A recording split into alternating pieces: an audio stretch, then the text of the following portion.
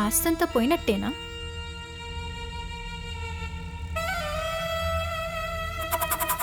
ఏంటి? ఆస్తంతా సుప్రియ పేరు మీద రాస్తారు కదా. పాపం నీ పరిస్థితి కూడా నాలానే అయిపోయింది.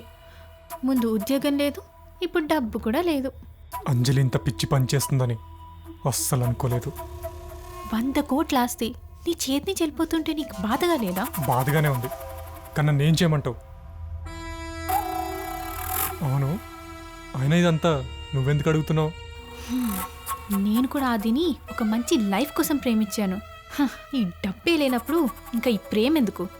సరే, ఇప్పుడు ఏం చేద్దాం? నీకు నీ పెళ్ళం ముఖ్యమా, డబ్బు ముఖ్యమా? నాకు డబ్బే ముఖ్యం. అంజలి నిన్ను గుడ్డిగా నమ్ముతుందా?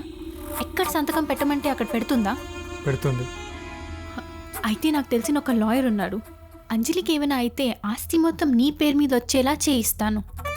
అంజలికి ఏదైనా అయితే అంటే అర్థం కాలేదు. నేను చెప్పేది విను.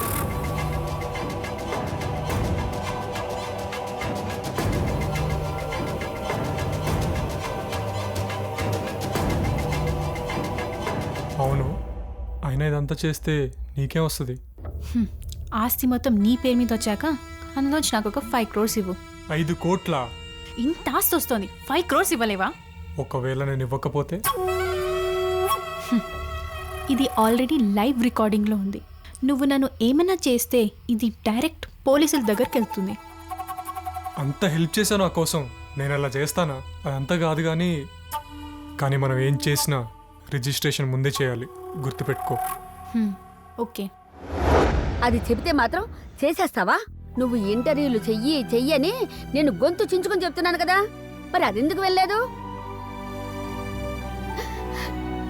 పాపం అంజలి పిచ్చిదిరా, గుడ్డిగా నిన్ను నమ్మింది. అలాంటి దాన్ని మోసం చేయాలని ఎలా అనిపించిందిరా?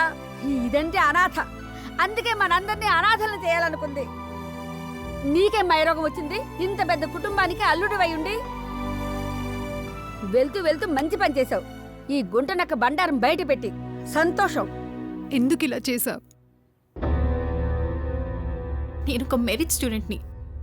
చిన్నప్పటి నుంచి క్లాస్లో ఎప్పుడు ఫస్ట్, కానీ డబ్బు విషయంలో మాత్రం ఎప్పుడు లాస్ట్.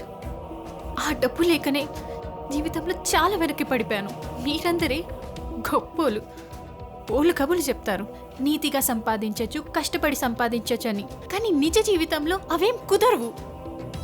నాకు డబ్బు సంపాదించడానికి ఒక దారి కనిపించింది, నేను అది ఫాలో అయ్యాను. కానీ నా బ్యాడ్ లక్, అది వర్కౌట్ అవ్వలేదు. ఇంతకు మించి అది తప్పు అప్పు అనేది నేను ఆలోచించలేదు, అంతే. నువ్వు చెప్పేదంతా బాగానే ఉందమ్మా, కానీ నువ్వు వెళ్ళేది హాస్టల్ కాదు, ఈ వెధవం తీసుకుని జైలుకి. అక్కడ ఇంటర్వ్యూలో ఎలా పాస్ అవ్వాలో బాగా ట్యూషన్ చెప్పమ్మా.